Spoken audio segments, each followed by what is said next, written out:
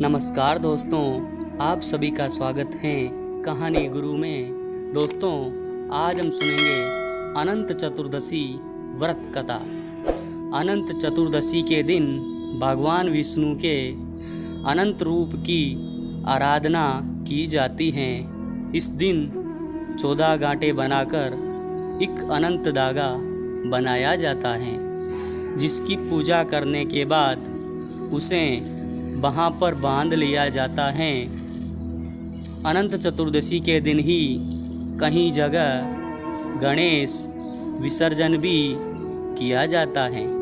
मान्यता है कि भगवान ने भौतिक जगत में 14 लोक बनाए, जिनमें भूलोक, स्वलोक, महलोक, जनलोक, तपोलोक, ब्रह्मलोक, अतल, वितल, सतल, रसातल, तलातल, महातल और पाताल हैं।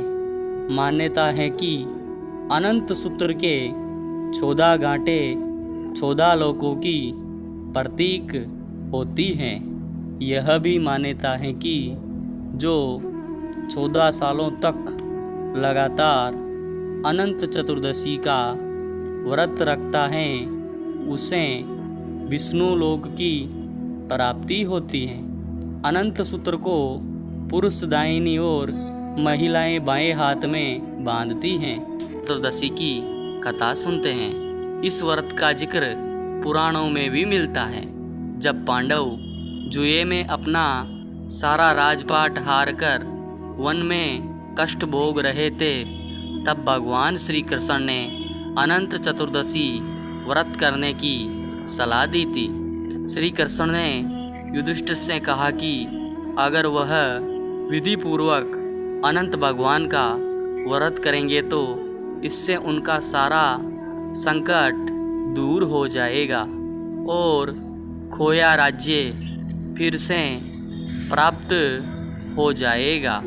श्री कृष्ण ने इस व्रत की महत्ता समझाने के लिए एक कथा सुनाई, जो इस प्रकार है। प्राचीन काल में सुमंत नामक एक तपस्वी ब्राह्मण थे। उनकी पत्नी का नाम दीक्षा था। दोनों की एक परम सुंदरी, धर्मपरायण तथा ज्योतिर्मयी कन्या थी, जिसका नाम सुशीला था।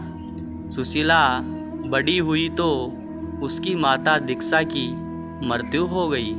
पत्नी की मृत्यु के उपरांत सुमंत ने कृक्षा नामक स्त्री से दूसरा विवाह कर लिया और सुशीला का विवाह ब्राह्मण सुमंत ने कौंडिन्य ऋषि के साथ कर दिया।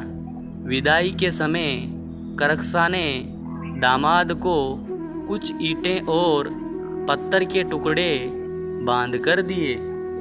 कौंडिन्य ऋषि अपनी पत्नी को लेकर अपने आश्रम की ओर निकल पड़े। रास्ते में ही शाम ढलने लग गई और ऋषि नदी के किनारे संध्या वंदन करने लगे। इसी दौरान सुशीला ने देखा कि बहुत सारी महिलाएं किसी देवता की पूजा कर रही हैं। सुशीला ने महिलाओं से पूछा कि वे किसकी प्रार्थना कर रही हैं।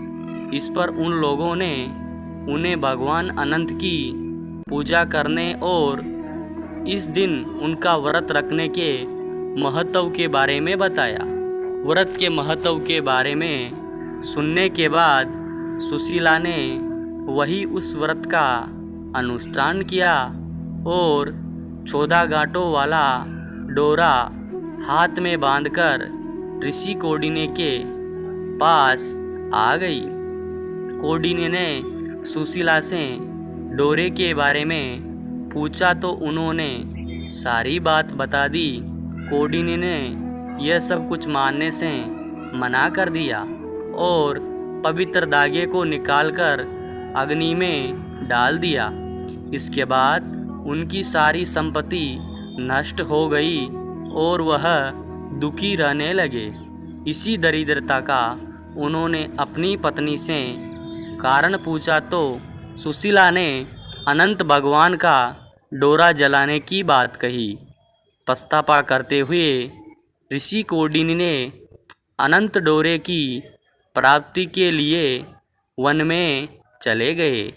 वन में कई दिनों तक भटकते भटकते निराश होकर एक दिन भूमि पर गिर पड़े।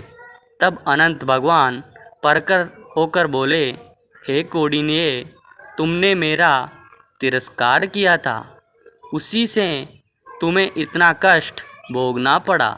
तुम दुखी हुए, अब तुमने पछतावा किया है, मैं तुमसे प्रसन्न हूँ।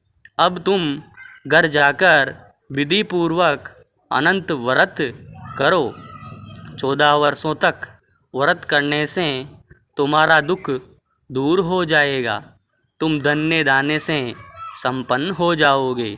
कौंडिन्य ने वैसा ही किया और उन्हें सारे कलेशों से मुक्ति मिल गई। श्री कृष्ण ने आज्ञा से युधिष्ठिर ने भी अनंत भगवान का 14 वर्षों तक विधि पूर्वक व्रत किया और इसके बाद इसके प्रभाव से पांडव महाभारत के युद्ध में विजय हुए। वह चिरकाल तक राज्य करते रहे। इसके बाद ही अनंत चतुर्दशी का व्रत प्रचलन में आया। दोस्तों, आपको यह कहानी कैसी लगी कमेंट करके ज़रूर बताएं और हमारे YouTube चैनल को ज़्यादा से ज़्यादा सब्सक्राइब और शेयर करें।